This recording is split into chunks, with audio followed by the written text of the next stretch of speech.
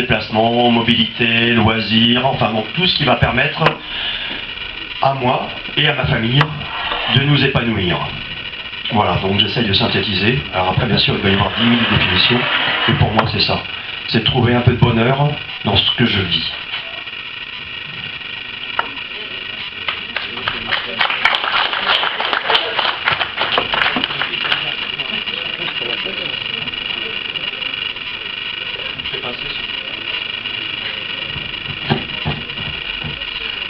La première thématique qu'on va aujourd'hui aborder, le but c'est véritablement essayer de trouver des solutions, apporter des solutions à des questions.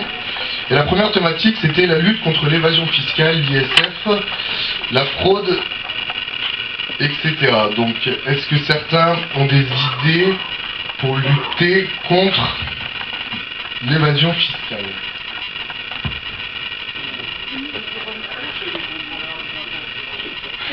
Embaucher les contrôleurs de l'impôt, effectivement, c'est une bonne idée. Si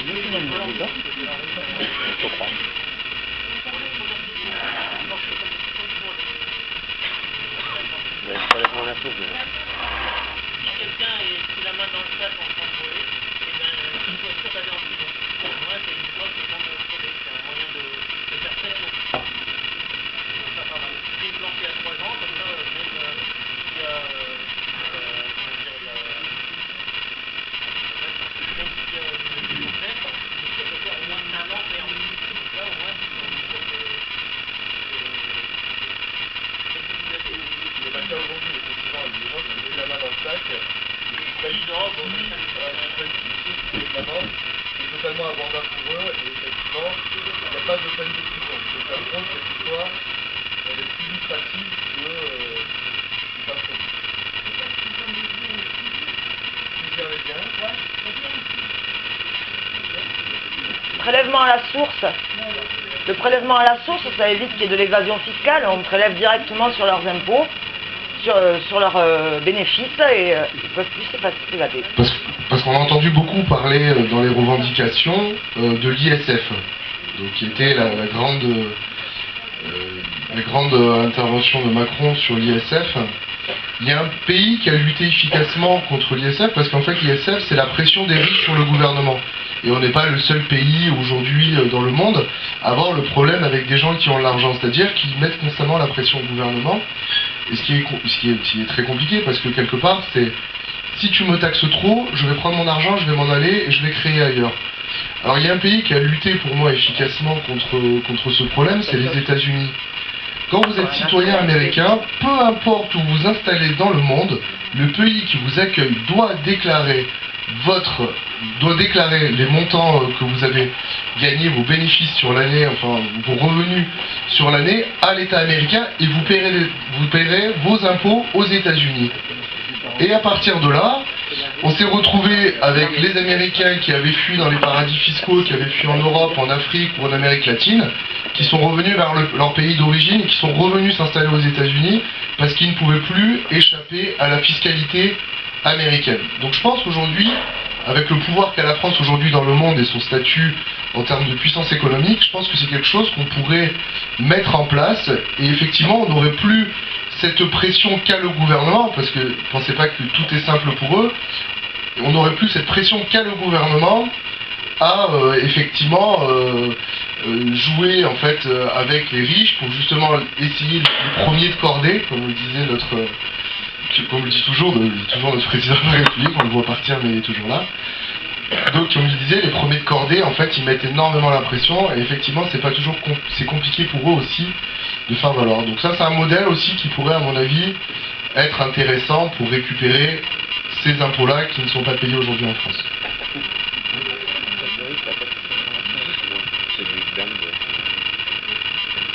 Alors aujourd'hui vous avez des accords comme l'OCDE qui ont été signés aujourd'hui, ou même les ressortissants français qui font de l'évasion fiscale. Les pays en fait qui ont signé cet accord doivent déclarer vos revenus au fisc français. Donc ça se fait de plus en plus. Les Américains ils ont été précurseurs et ils ont mis la pression à tous les pays. Aujourd'hui par exemple ce traité-là n'a pas été signé par les pays africains. Donc quelque part nous avec le système France-Afrique, ce pont-là qui est naturel depuis des années, on a tendance à voir nos Français riches, millionnaires, milliardaires, s'échapper vers les pays d'Afrique qui, eux, n'ont pas signé ces accords-là. Et les Américains, eux, là, ils ont mis une pression économique et financière sur tous les pays du monde pour que l'ensemble des pays signent cet accord-là. Donc en fait, quelque part, aujourd'hui, il est en train d'être mis en place, mais voilà, il y a 192 pays dans le monde qui l'ont signé, ce qui est déjà relativement pas mal, mais il reste encore aujourd'hui trop de paradis fiscaux où en fait ils ont la possibilité, où ces gens-là jouent avec ces pays-là pour pouvoir nous quitter avec leur argent. Bien sûr que oui, je vois pas pourquoi on aurait... c'est pas une question de puissance économique, en fait, la question c'est... On a des accords aujourd'hui unilatéraux avec tous les pays du monde, donc à un moment donné, on peut toujours faire valoir quelque chose. Avec les pays africains, on achète des matières premières, donc quelque part, on a aussi la moyen de mettre la pression. On a des accords bilatéraux de toute façon. Donc à un moment donné, je pense qu'on a la possibilité, si on s'en donne la volonté, de pouvoir contraindre, c'est ce qu'ils ont fait, X pays à pouvoir signer ces traités.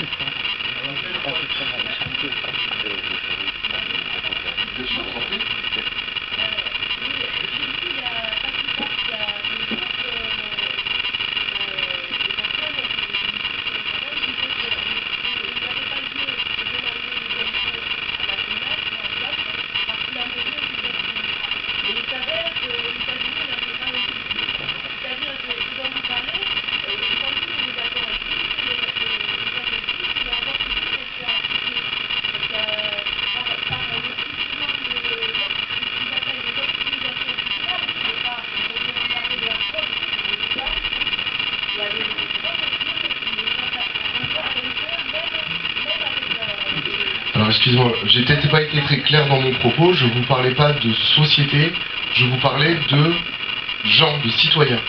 Voilà, je parle d'impôts sur les revenus.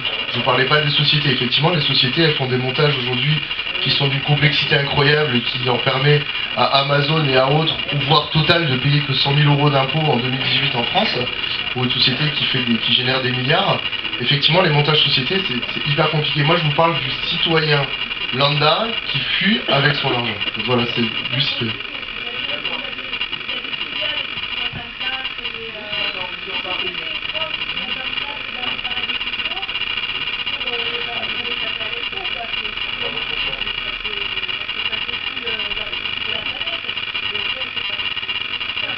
L'impôt sur la nationalité.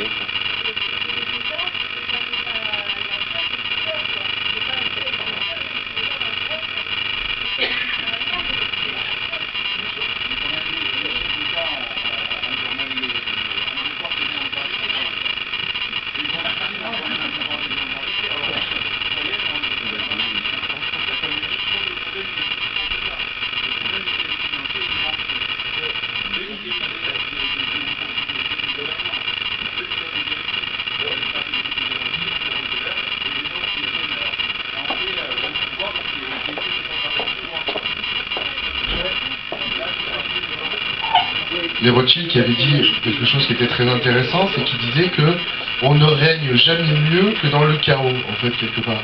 Et donc, effectivement, c'est pour ça qu'il est important, je pense, de se voir, d'en discuter, et de partager et d'apporter des solutions, parce qu'effectivement, le constat, il est clair, et moi, je suis entièrement d'accord avec vous.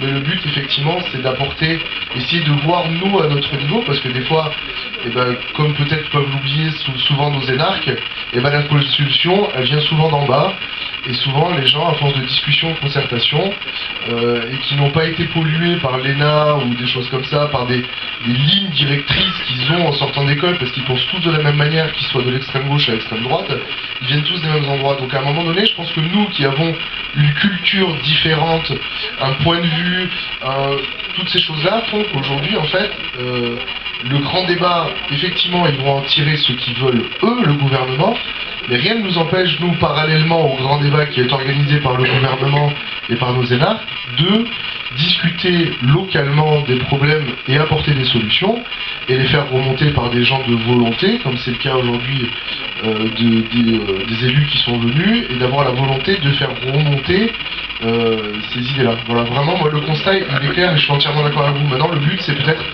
essayons d'apporter des solutions. On ne sera peut-être pas tous d'accord, mais notez-le.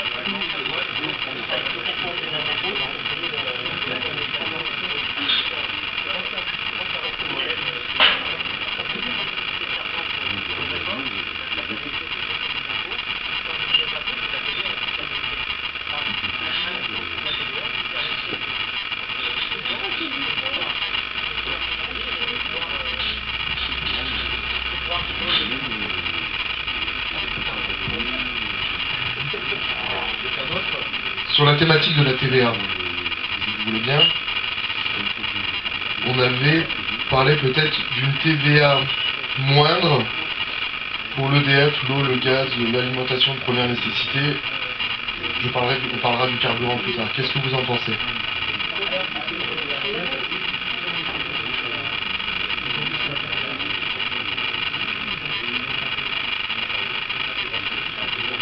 Vous permettez que je répète ce que vous avez dit. Donc en fait, le monsieur disait qu'ils avaient baissé la TVA sur les produits de première nécessité, mais qu'ils avaient... Et les prix ont pris 7% d'inflation. Ils ont augmenté les prix des aliments avant d'augmenter la TVA, avant de baisser la TVA. Donc ça revient même en fait, au État. C'est pour le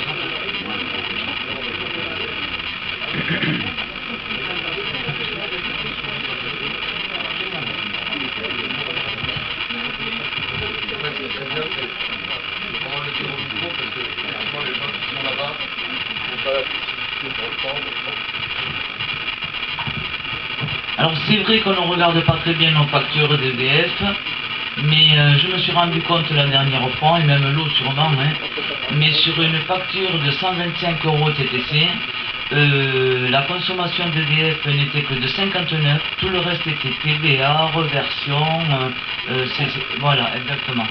Et les taxes. Donc c'est quand même abusé. Voilà. Ne serait-ce que pour l'EDF. Et sur l'eau, c'est la même chose. Peut-être c'est proposer un plafonnement des taxes sur l'EDF, sur l'eau, sur plafonner la TVA.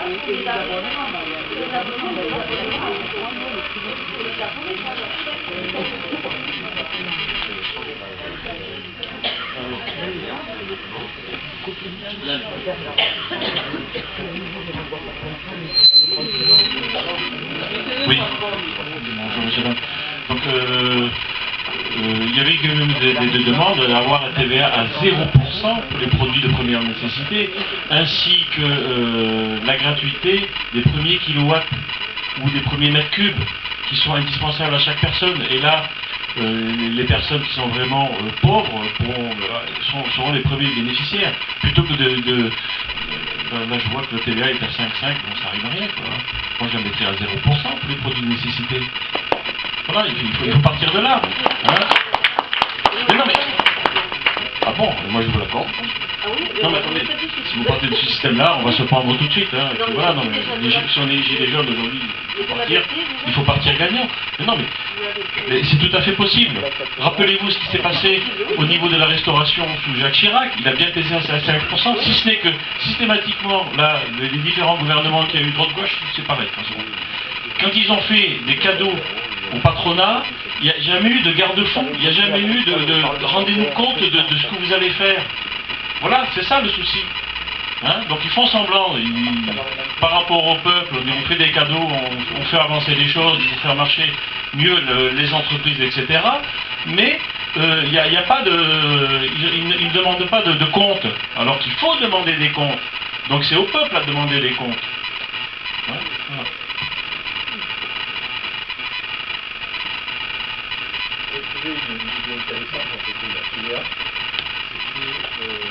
Que les produits français soient moins taxés.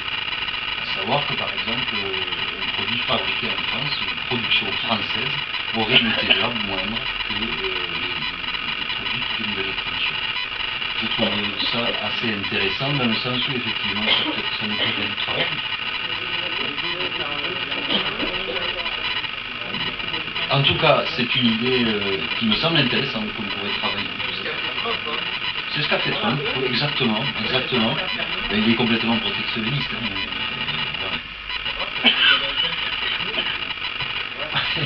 Hein, ouais, tout à fait. On est d'accord, on n'est pas d'accord, je pense que c'est quelque chose d'assez intéressant. Voilà.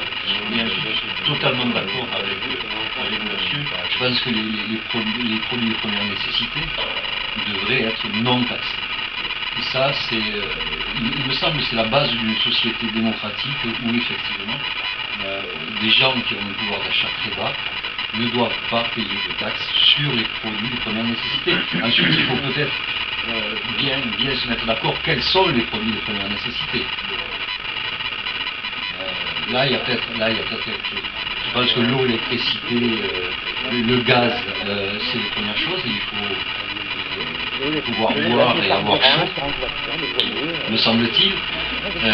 Et ensuite, bon, les produits alimentaires et des produits de vêtements, les couches pour enfants, des choses comme ça qui devraient... Ouais, alors là, on rentre sur un sujet plus difficile. Moi, je voudrais apporter... On ne peut pas baisser les micros, c'est infernal. Moi, je voudrais apporter quand même une petite réflexion par rapport à, au problème qui nous occupe donc, du pouvoir d'achat. Il a au moins le mérite de favoriser une chaîne de solidarité, des circuits courts entre les gens, des productions locales qui peuvent être donc moins chères, moins taxées, etc. sans faire partie donc sans passer par les grandes distributions, etc. Une meilleure solidarité, une mutualisation des services entre nous. Enfin, nous sommes dans un milieu rural où moi je le vois, je le sens et je le vis au quotidien, par exemple. Et donc c'est une prise de conscience de chacun de nous sur la solidarité de base, le local, l'information. Je parle de l'information par rapport à, par exemple, la santé, parce qu'on n'en a pas parlé encore. La santé, bon, c'est un problème aussi de coût, dans le sens où quand vous êtes malade, il y a médecin, il y a médicaments, etc., etc. L'information aussi permet, dans le milieu solidaire et rural, de peut-être se soigner à moindre coût avec des produits naturels et locaux, homéopathie ou autre chose. Enfin, voilà. C'est une réflexion que je me fais, et donc ça veut dire qu'on peut aussi voir le côté à moitié plein du verre.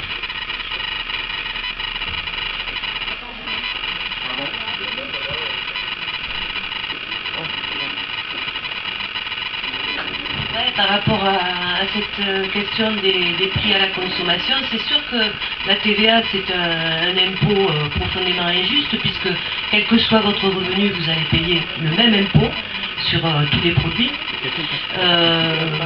Mais ce que je voulais dire, c'est que quand même le prix, il est aussi établi par les grandes enseignes de distribution. Et que, pour rejoindre ce qui vient d'être dit, c'est vrai que si on privilégiait, notamment au niveau de l'alimentation, les productions locales, au lieu d'importer des aliments qui viennent de l'autre côté de l'Atlantique, qui donc ont un impact au niveau carbone très important, qui sont suremballés alors qu'on n'a pas besoin de ces emballages, qui polluent en plus, les emballages plastiques c'est terrible. Et alors à ce sujet, puisqu'on est en présence de certains élus locaux, je voulais poser la question de savoir pourquoi il y a autant d'autorisations délivrées à l'implantation de nouvelles zones commerciales, enfin de nouveaux magasins commerciaux sur Caser. Parce que je trouve que d'abord, il faut savoir que partout en France, ces implantations sont de plus en plus nombreuses depuis 30 ou 40 ans, et que régulièrement, depuis 10 ans, 15 ans, et de plus en plus, elles ferment. Parce que c'est de la surproduction, on veut que les gens aillent dans ces enseignes, mais il y a de moins en moins de gens qui y vont pour la bonne raison qu'ils n'ont plus de pouvoir d'achat.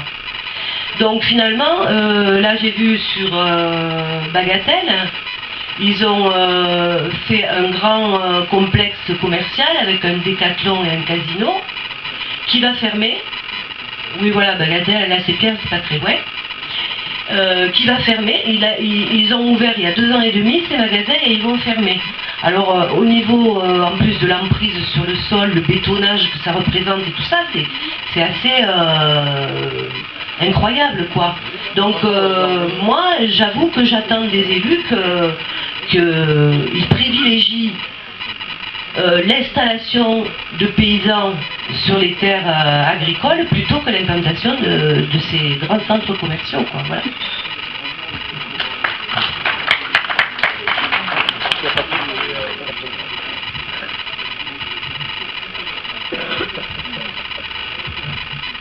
Merci pour cette remarque. C'était un sentiment, en fait, les grandes surfaces à proximité, c'est un sentiment contrasté, je pense, pour la population, parce que on est quand même tous heureux de tout trouver en grande surface quand on travaille pour aller faire les courses le soir de manière relativement rapide, à proximité, ne pas prendre sa voiture, faire le plein pour aller loin pour faire des courses.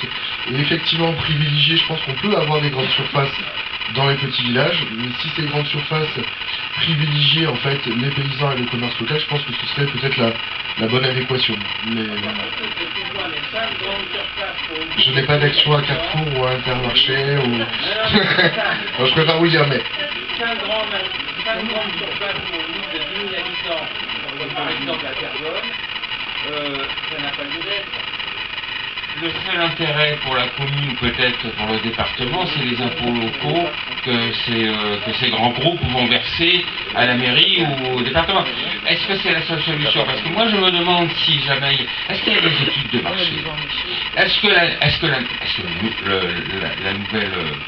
le nouveau complexe commercial de Carbone, par exemple, parce que moi j'y passe quasiment tous les jours, est-ce qu'il était nécessaire? Est-ce que franchement il y avait un besoin par rapport à la population, alors qu'il avait déjà 4 autres grandes surfaces, etc. Bon, alors, est-ce qu'il y a eu des études de marché? Ça, j'aimerais bien qu'il y en ait eu puisse me répondre dessus. Et voilà.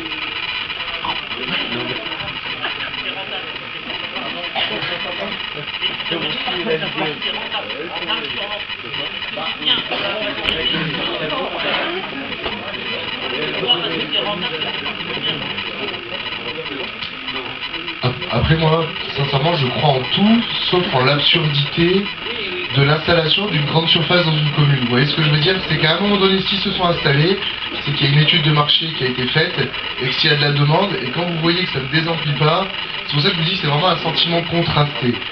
Effectivement, je pense qu'il faudrait trouver quelque chose qui satisferait le plus grand nombre. Comme je vous le dis, moi je ne me fais pas le fervent défenseur de l'installation de grandes surfaces, parce que je suis le premier, en étant artisan et en ayant un commerce de centre-ville, à être impacté par la délocalisation des grandes surfaces en périphérie des communes. Mais je pense qu'effectivement c'est nécessaire pour les impôts locaux, et effectivement je pense qu'il y a des études qui sont faites, il y a de la demande. Et j'ai certains amis, moi, toulousains, qui viennent s'installer en campagne, entre guillemets, parce que justement ils ont accès aux grandes surfaces à proximité. Donc c'est pour ça que je vous dis, ça permet d'attirer de la population également, et ça permet de faire grandir un peu les bourgades.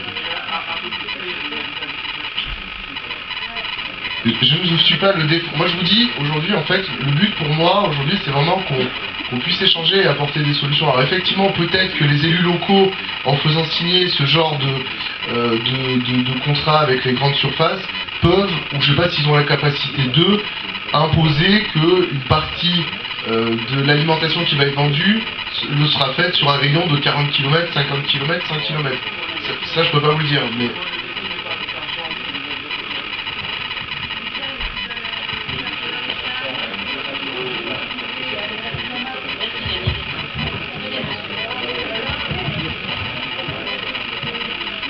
Bon, déjà, bonjour à tous. Donc, moi je m'appelle Michel Aurélien, donc je fais partie de la commission communication de Toulouse qui se passe sur le bassin toulousain. Donc comme je l'ai expliqué, et comme j'ai expliqué à la dame, les petits commerces que vous avez, tout ce qui est les Carrefour Market et tout ça que vous avez dans les communes, il ne faut surtout pas l'enlever parce que dans quelques années, je ne sais pas si votre maire de votre ville vous en a parlé ou s'il y a eu des débats citoyens à ce sujet-là, il va y avoir la métropolisation. Donc c'est-à-dire qu'il va y avoir la fusion entre le département et la métropole de Toulouse. Et il ne faut pas se le cacher, c'est acté. C'est acté, monsieur Arrivanier, c'est acté quand même. Entre monsieur Moudenc et monsieur Méric. Voilà. Donc ça veut dire, si, c'est fait. C'est acté, que ça passe ou que ça passe pas, dans les deux cas ça passera. On en reparlera. Donc ça veut dire qu'on va avoir quand même 75% des actions sociales qui risquent de partir à la métropolisation, et sachant que les richesses de la métropole c'est 65% de Toulouse. Donc qu'est-ce qui reste pour le sud? Vous êtes là, vous voulez en parler? Oui, moi je ne suis pas conseiller départemental, je ne suis peut-être pas le mieux informé. Un député, c'est l'élu de la nation. Alors c'est peut-être un projet gouvernemental et du président Macron. Il me semble quand même qu'il y a plusieurs départements dans le Nord qui ne sont pas d'accord, dont Méric notamment. Alors que le maire de Toulouse veuille le faire, on peut le comprendre. Moi, de sa place, je ferais comme lui. Maintenant, moi de ma place et du monde rural, je ne suis pas d'accord. Voilà. Et c'est pas parce que c'est acté qu'on doit dire oui. En tout cas, moi je m'y opposerai catégoriquement et je vous engage à faire autant. Parce qu'on va y perdre financièrement. Je dirais pas. Ah oui, bien sûr. En fait, ce qu'il veut dire, c'est que ça va créer une fracture sociale entre l'urbanisation et le rural. Et ça, il faut pas en être anodin là-dessus. C'est ça. Voilà, et actuellement les maires se battent là-dessus, et ça je le rejoins. Moi je suis pas du tout pour ça, et je travaille au département, donc je sais de quoi je parle. Je suis syndiqué en plus, et on y bosse là-dessus, et il faut surtout pas que ça parte, parce que les gens qu'on a dans la ruralité, eh ben, ça va être la misère pour eux. Alors hier j'étais à la manif de Toulouse au Capitole, et j'ai croisé deux gamins des quartiers de 8 et 10 ans qui nous ont regardés et qui nous ont remerciés en nous disant « Nous on est dans la rue » et des gamins des cités, hein, en nous regardant en disant « Merci les gilets jaunes, nous on est dans la rue parce que on voit bien nos parents souffrir et manquer d'argent et c'est pour ça qu'on vient manifester avec vous. » Alors, toujours par rapport à cette question des centres commerciaux, parce qu'il y a des enquêtes qui ont été faites, je vous invite à aller les regarder sur internet. C'est une enquête de l'association des communautés rurales, je crois, qui explique que les centres commerciaux détruisent beaucoup plus d'emplois qu'ils n'en créent, alors que c'est souvent un des arguments qui est avancé pour autoriser en fait leur implantation. Ils multiplient les déplacements, donc, puisqu'on ne va plus au centre-bourg, il faut quand même prendre la voiture pour aller jusqu'au supermarché. Les commerces de proximité génèrent deux fois et demi moins d'émissions de CO2, donc par conséquent, par kilo d'achat qu'un hypermarché. Un emploi créé en grande surface égale 3 à 5 emplois détruits ailleurs, plus des emplois perdus de petits producteurs, une financiarisation du secteur et de la spéculation, parce qu'il faut bien voir aussi qu'il y a des gens qui investissent dans ces grandes surfaces. C'est un marché très juteux qui est en train de devenir en fait une bulle immobilière qui va finir par péter. Destruction des abords des villes et de milliers d'hectares de terres agricoles. Destruction massive d'emplois chez les petits commerçants et chez les producteurs, donc, je l'ai déjà dit. Accentuation de la mondialisation des approvisionnements. Multiplication. Non mais c'est intéressant d'être informé. Voilà, j'arrête là, mais la liste est longue. Hein. D'accord. D'accord, merci. Moi je crois qu'on est un peu sorti du débat là. Je pense qu'il faut qu'on continue à parler du but de notre réunion. C'est très intéressant ce que vous dites, c'est important de le savoir, mais je pense qu'il faudrait qu'on reprenne un petit peu le débat sur les gilets jaunes. Alors peut-être... C'est-à-dire que le gouvernement, là, à l'heure qu'il est, il n'a pas du tout l'air motivé à faire des lois qui vont aller dans notre intérêt. Donc on peut parler du pouvoir d'achat tant qu'on veut, il y a plein de solutions qui sont bonnes, mais derrière, eux, ils ne vont pas les voter, ils vont voter le contraire. On se fait franchement avoir depuis l'élection. Donc il faut qu'on parle de comment on va se débarrasser justement de ce gouvernement.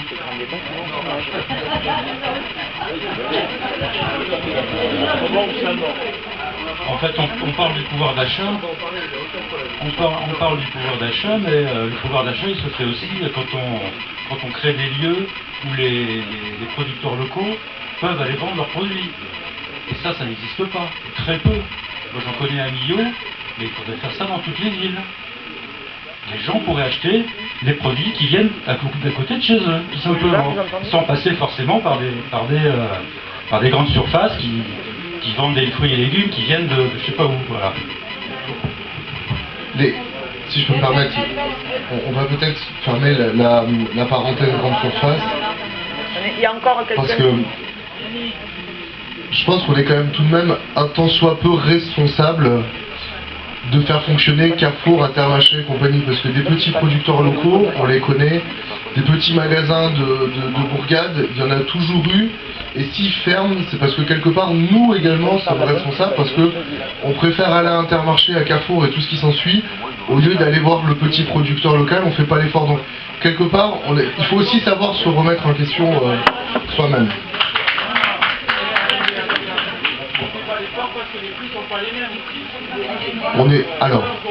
Alors, je vais laisser Patricia parce qu'elle avait... Alors, justement, je vais me lever. Voilà, justement, de cet impact des grandes surfaces, on avait pensé avec Mehdi quand on a discuté pour le débat.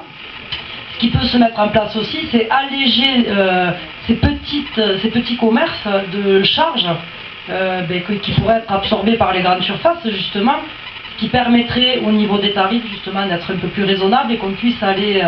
mais ça peut être mis en place rapidement. C'est une idée qui peut être... Voilà. Justement, donc si ces petits commerces étaient allégés en charge, dû au fait qu'il y ait des grandes surfaces et qu'elles puissent l'absorber, et bien effectivement, on pourrait justement aller s'approvisionner dans ces petites surfaces parce qu'au niveau des tarifs, ils seraient équilibrés. Voilà.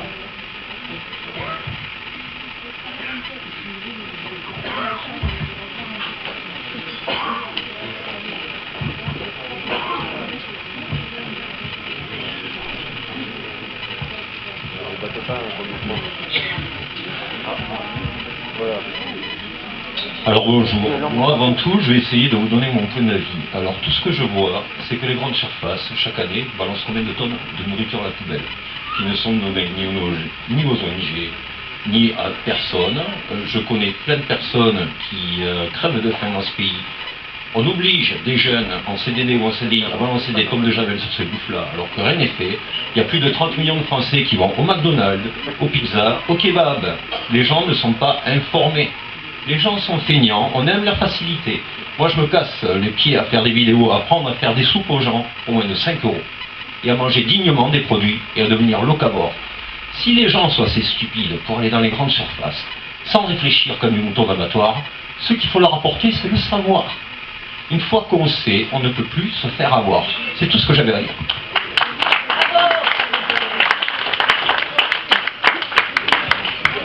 Voilà, le débat sur l'alimentation et les grandes surfaces, c'est un débat philosophique qui peut durer plusieurs journées. Ok, donc moi je veux bien diminuer les taxes des commerces de proximité, à condition qu'ils vont rendre des comptes. Voilà, c'est toujours pareil. Ok, on vous fait ce cadeau-là, ce sont les grandes surfaces qui seront impactées ou pas, bon peu importe, mais on vous demande des comptes, c'est-à-dire qu'on veut savoir combien vous vendiez la sauce tomate l'année dernière et combien vous la vendez cette année, donc vous devez la vendre moins cher. Voilà, donc il faut toujours demander des comptes. Pour en revenir aussi de manière beaucoup plus globale au sujet des petits et des gros, c'est-à-dire petites surfaces ou grandes surfaces, ou artisans, il ne faudrait pas qu'on reste uniquement sur l'achat, parce que le troisième employeur en France, c'est quand même l'artisanat. J'ai appartenu à une petite société de 30 000 personnes où on était imposé de manière globale parce qu'on avait des filiales dû pas à l'évasion fiscale, parce que c'est de l'évasion fiscale qui a changé de terme et qui est devenu l'optimisation. Attention au terme. C'est bien clair. Aujourd'hui, il y a de l'évasion fiscale qui est autorisée. Hein, voilà. Donc, on était imposé à 8%, alors que les petits artisans, ils le sont à plus de 30%. Voilà comment on peut faire vivre. Et qui sont les troisièmes employeurs. Ça, c'est important. Aujourd'hui, les pauvres sont créés d'une manière bien claire. On crée la pauvreté. Parce que le premier employeur, c'est petits artisans. Petits artisans, ils ne demandent pas mieux de payer quelqu'un à 1500 ou même 2000 €. Pourquoi pas? Au SMIC, pourquoi pas? Voilà. Merci. Ben, je viens de le dire. C'est justement ça. C'est ça. Voilà. Et blablabla, et en attendant, il y a des décisions permanentes. Et je crois que les petites entreprises, c'est elles qui embauchent. Justement, parce qu'il y a de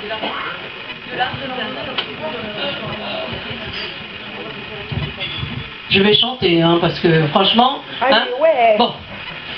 Mesdames, Mesdemoiselles, Messieurs, bonjour. Je m'appelle Rachel Drimmer, je suis chef d'entreprise depuis 40 ans.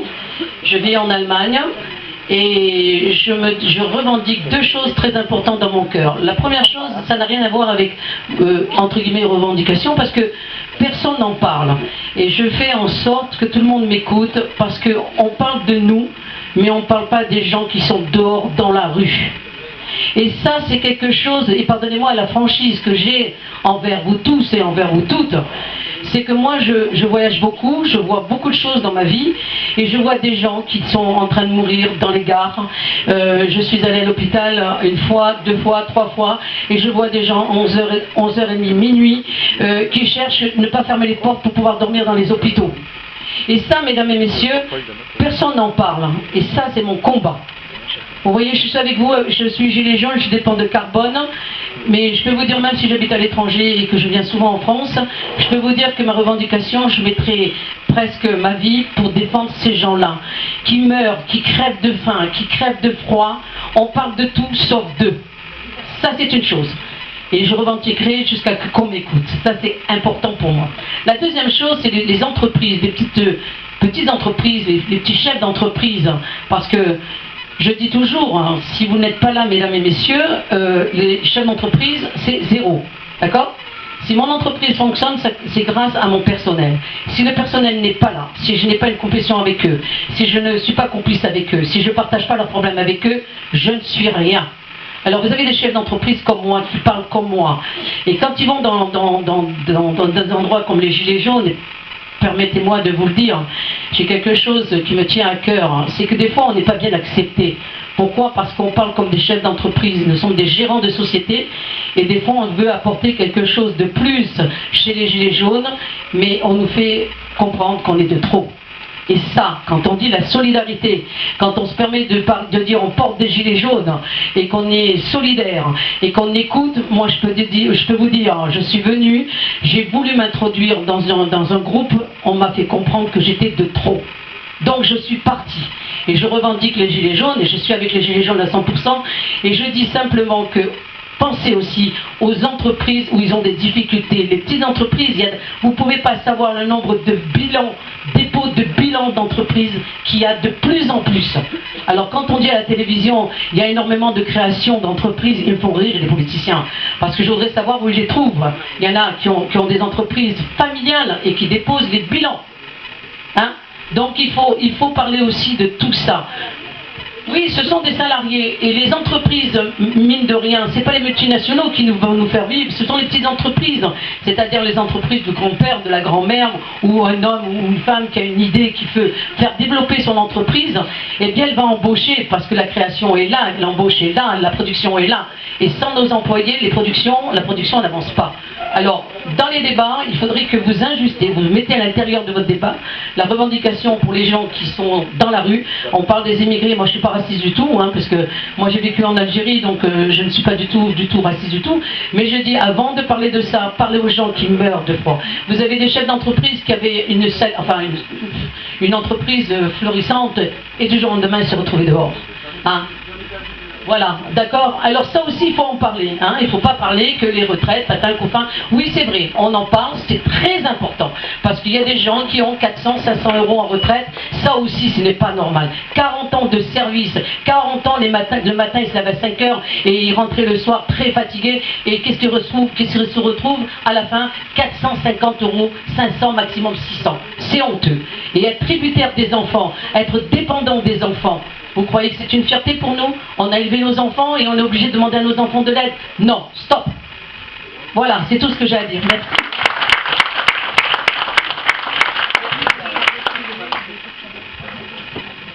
Voilà, je suis Grégory. Je suis tout à fait d'accord avec vous concernant les entreprises, et les petites entreprises surtout. Qu'est-ce que vous pensez du CICE? Parce que mon avis par rapport à ça, c'est que... c'est que le CICE, pour la plupart, ça va aux grosses entreprises qui n'en ont pas besoin et qui donnent des dividendes records.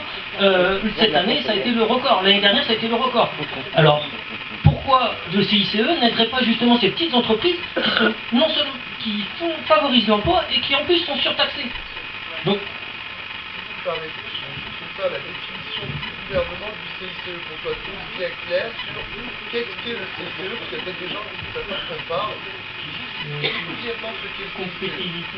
En fait, le CICE, c'est pour financer les dépenses d'investissement, de recherche, d'innovation, de formation et de recrutement des sociétés. ça sert également au nouveau marché, à trouver de nouveaux marchés pour les sociétés, et ça sert également à la transition écologique. C'est un abattement de 6% sur les charges patronales. Alors souvent les gens pensent que le CICE a été mis en place par le gouvernement pour faire créer de l'emploi. C'est pas du tout le cas. C'est des sociétés au capital de moins de 50 millions d'euros qui bénéficient du CICE, quelle qu'elle soit, pour tous les items que je vous ai cités. Donc en fait, voilà, le CICE, donc on en revient peut-être à une refonte du CICE pour favoriser peut-être l'embauche que l'innovation, la recherche française, la transition. J'aimerais juste donner un exemple pour le CICE. Carrefour, vous avez entendu parler, qui touche le CICE et qui... non mais... par contre, il a licencié grassement aussi.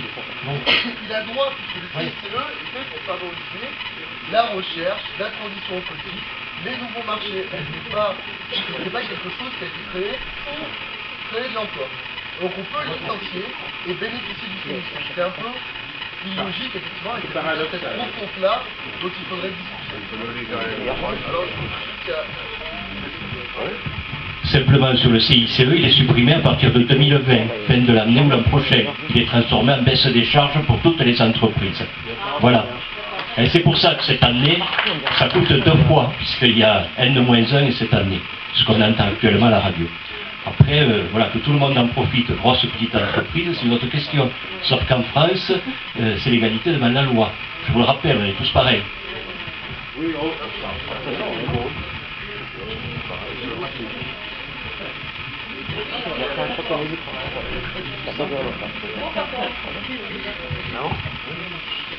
Alors, est-ce qu'on pourrait reparler également du carburant? Parce que je ne sais pas si vous l'avez constaté, mais entre le début du mouvement et aujourd'hui, ça a reparti à la hausse. Oui, alors que le prix du baril a baissé. Là oui, on le voit tous à la pompe, il a baissé, effectivement. Non, ça c'est le prix du baril. Je disais, au mois d'octobre, le baril était à 86 € à peu près. Et au jour d'aujourd'hui, il est plus qu'à peu près à 56 €. Donc bon, mais ce qui a augmenté, c'est les taxes de transport. Voilà. Donc, forcément, c'est pas l'État qui a augmenté. Alors, on discutait tout à l'heure avec Jean-Luc, je crois, qui va peut-être expliquer un petit peu mieux que moi. C'est qu'on est le seul pays au monde aujourd'hui à imposer une TVA sur une taxe. C'est pas une chose. Si on le faisait dans l'autre sens, en fait, on avait constaté qu'on pouvait baisser le prix du carburant rapidement. Oui, bonsoir. Je disais juste 2 choses. La première, vous avez dans vos poches des centimes d'euros. Vous n'avez pas des millièmes d'euros. Pourtant, il y a un prix en France qui est autorisé au millième d'euro, c'est le prix du carburant. Au nom de quoi, quand on est passé à l'euro, on a autorisé le carburant au millième. Ce qui fait que vous regardez les prix qui sont affichés, ils sont en 39,9. Ça veut dire quasiment en 40. Faites le calcul sur 50 €, vous divisez, vous verrez ce que ça fait. Donc ça, c'est quand même assez stupéfiant que ce soit le seul prix qui soit autorisé. Au nom de quoi? Donc ça serait bien qu'un jour, peut-être, dans le cadre d'une loi de finances, on demande que le prix du carburant soit comme tous les autres prix affichés.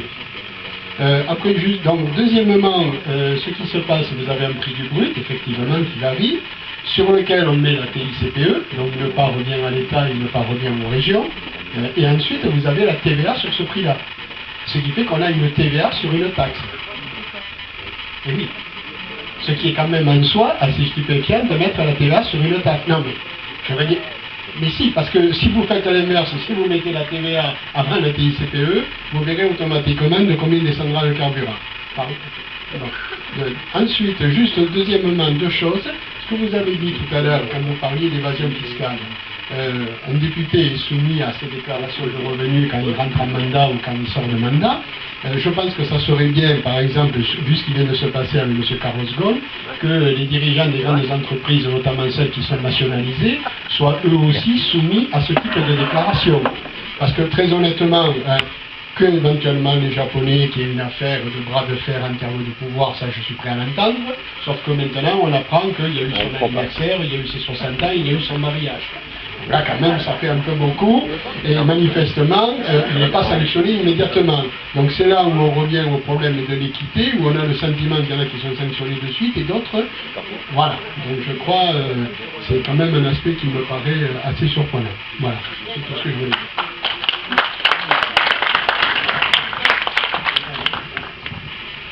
Simplement, oui, je le sais, les taxes.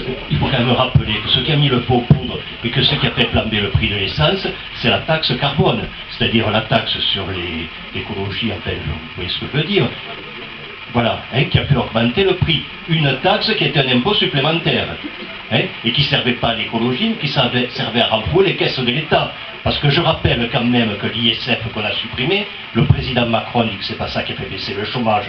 Peut-être, mais en tout cas, c'est 5 milliards de moins dans les caisses de l'État. Et ces 5 milliards, on est allé le chercher sur les prix du gasoil. Voilà, dans la poche des retraités et de ceux qui ont le moins et des prestations qu'on n'a pas augmentées, c'est tout. Moi, je dis pas donc qu'ils montent 5 milliards dans les caisses de l'État. Et c'est pour ça que c'était pas normal. C'est là-dessus qu'il y a le problème. Après qu'il y a la TVA, etc., je l'entends, mais le problème, il est d'abord là. Et on l'avait calculé pour une famille, c'était 350 € en 2019 par rapport à 2017, et en fin de mandat, on payait 1350 € en plus par rapport à 2017. Donc ça n'allait pas s'arrêter, heureusement qu'il y a eu les gilets jaunes, parce que je vous le dis, ça a coûté cher.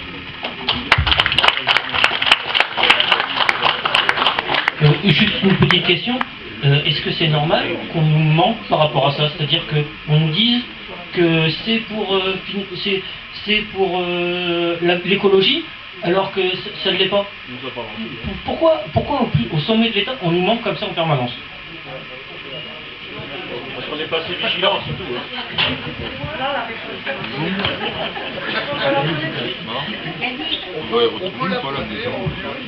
Oui, en partant, on va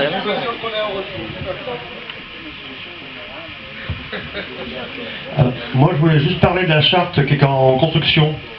Une charte travaillée par le groupe de Saint-Gaudens, qui réside en bas de Saint-Gaudens à côté de la déchetterie, qui s'appelle la Maison du Peuple. Et dans cette concertation collective, il y a donc en préambule une phrase qui est la suivante. Nous, le peuple, avons trop laissé faire, et c'est notre faute si la situation en est à ce point. Donc ça, c'est le préambule de cette charte qui est ici à votre disposition. Il y a aussi des documents qui ont été faits, et c'est une enquête concernant les revendications par rapport au futur débat. Donc là, il y a des documents qui sont ici pour prioriser un petit peu vos arguments et vos remarques pour faire remonter toutes ces idées après, lors du débat. Moi, je parle d'environnement aussi, puisque on m'a fait remarquer hier, et à juste titre, mais quelle terre allons-nous laisser à nos enfants? La terre n'appartient pas à nos enfants. Nous appartenons à la terre. Donc la question, ce serait plutôt, quels enfants laisserons-nous à notre terre? Quels enfants, par l'exemple que nous avons émis auprès des générations futures, quelle manière nous avons eu de gérer notre environnement, quelle façon nous avons eu de mettre en avant des actions concrètes, simples, coopératives, pour qu'ensemble, sans attendre, on puisse être l'exemple que l'on veut voir arriver demain. Ça, c'est les propos de Pierre Rabhi pour la décroissance et la sobriété heureuse. Les actions sont simples. Il y a des personnes autour de vous qui se concertent. J'ai participé la semaine dernière à la première réunion de la transition écologique à Saint-Martory qui se trouve dans la salle des fêtes à 19h30 le soir. C'est ouvert à tous. Chacun peut donner son argument, chacun peut mettre en avant ce qui le préoccupe. Et moi, j'aimerais citer un exemple de certains Ariégeois qui n'ont pas attendu donc de pouvoir se prendre en charge pour organiser des circuits courts, de la proximité, des services, surtout de recentrer sur la localité, de redonner des possibilités d'agir concrètes pour favoriser l'environnement local. Et pour cela, il y a des moyens. Les moyens sont simples, c'est on agit ensemble pour un objectif commun, première chose, et ensuite on se questionne sur le pouvoir financier. On dépend d'un système financier. Aujourd'hui, ne frappe pas monnaie qui veut. Il y a des alternatives. des monnaies complémentaires citoyennes, il y a la monnaie libre, il y a des possibilités d'agir maintenant, concrètement, pour répondre à l'urgence qui est sociale, bien sûr professionnelle, parce que certains sont toujours dans la précarité, même à 40, 50 ans, c'est toujours des petits contrats, et surtout après, c'est comment on peut trouver le bonheur à travers une situation dans laquelle on est toujours en déséquilibre. Donc tout ça c'est un tout, mais je pense que la pluralité aujourd'hui, c'est d'avoir des petites actions, tous ensemble à différents niveaux, dans notre territoire, qui font qu'aujourd'hui, on est acteur, et non pas un consommateur qui est dépossédé de toute marge de liberté.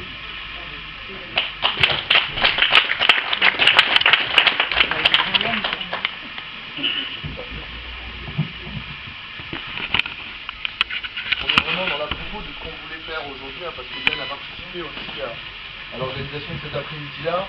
Et vraiment, effectivement, il y a des choses qu'on peut remettre en cause. Il y a des choses qu'on peut remettre en cause, il y a des gens qu'on souhaite décapiter dans nos rêves, peut-être. Mais je pense que déjà, si on agissait au niveau local, nous, sur nos mauvaises habitudes, je pense que déjà, on pourrait changer beaucoup de choses. Et c'est vraiment le but aujourd'hui, c'est au niveau local et national, trouver des solutions pour nous permettre de consommer mieux, de vivre mieux, de permettre une écologie meilleure, une meilleure éducation à nos enfants également. Et je pense qu'on est tout à fait dans la propos. C'est pour ça qu'on voulait recentrer un petit peu je sais pas, recentrer c'est peut-être pas le bon mot, le mouvement des Gilets jaunes, parce qu'effectivement, à un moment donné, moi j'ai le même sentiment que la dame tout à l'heure qui me disait qu'on rentre un peu dans un mouvement autoritaire, où si on rentre pas, on n'a pas ces idées-là, on fait pas ça, ou on pense pas comme ça, et ben forcément on est un con. Et ça me gêne quelque part, alors que l'essence même du mouvement, eh ben, elle est bonne. Donc le but, c'est vraiment de travailler là-dessus ensemble. Alors, on pourrait en parler pour revenir un petit peu, pour recentrer un petit peu le débat sur le pouvoir d'achat. On pourrait parler thématique de la limitation des loyers, la revalorisation du SMIC, la fin du travail détaché. Je lance comme ça des choses, si y en a qui veulent s'exprimer dessus. Je crois que tu nous les as éteints, Yann.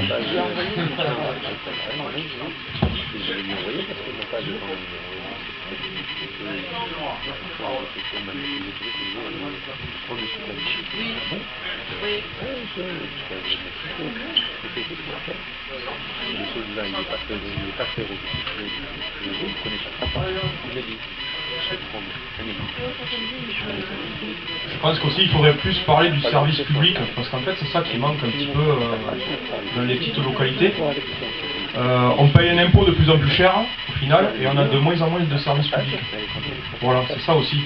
Et ça en fait finalement, si on fait bien la comptabilité de tout, ça nous plombe un peu ce qui nous reste à la fin du mois, quoi. Parce qu'auparavant on s'était habitué à avoir un service public beaucoup mieux que ce qu'il est actuellement, parce que l'État justement s'enlève un petit peu le devoir de service public, et ça part bien évidemment au privé. On peut le voir avec le cas des autoroutes qui sont gérées par les ASF, maintenant c'est Vinci, les hôpitaux aussi, donc voilà. Donc oui, mais après voilà, c'est un ensemble, c'est-à-dire que tout notre service public il est mis à mal. Et au final, ça nous coûte de plus en plus cher sur le portefeuille. Donc je pense que déjà à la base, on était habitué à avoir un service public plus décent, et maintenant on nous l'amoindrise. Donc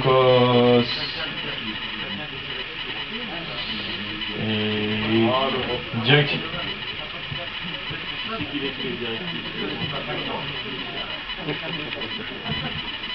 C'est une directive européenne, ça.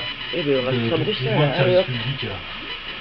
Et tout le reste, c'est pareil, c'est toujours la Commission européenne qui décide à notre place. Il faudrait parler peut-être de souveraineté. Parce que sans souveraineté, on peut décider de rien. On peut toujours parler, mais les choses ne changeront pas.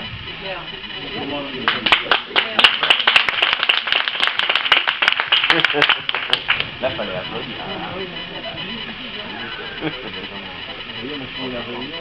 Oui, juste pour parler des services publics, c'est l'accès au droit qui doit se poser de manière générale. Et aujourd'hui, tout n'est pas politique